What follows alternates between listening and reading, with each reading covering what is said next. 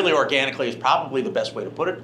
We had, and still maintain to this day, what I would call the best hot dog bun in the country. Unique to Chicago, it is processed through a steam table and makes a pliable product, and the key to that is having good hinge so the sandwich holds together and such. With all the efforts of the plant, putting together a great product day in and day out and a reputation, we just continued to expand. I'd like to say it was my good looks and charming personality, but they would argue that it was quality of product that brought us and service and exactly right. To the point we were talking about earlier, our focus is on a restaurant at that point, early years, and having our bun in the restaurant was essential.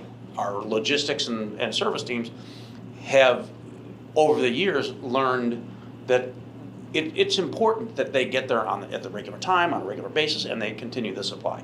So, again, with the quality of product and the quality of service, we've continued to grow and have a large part of that Chicago hot dog business.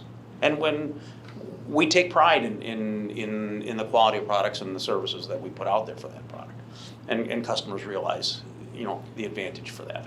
I think a lot of things too kind of worked in our favor in that, a hot dog joint are not generally big places. One of our bigger customers along the way started out in a little trailer. So, those were very small, tight places. So we were very fortunate that a lot of times our package was sitting either right on the shelf behind the cook or sometimes right on the counter.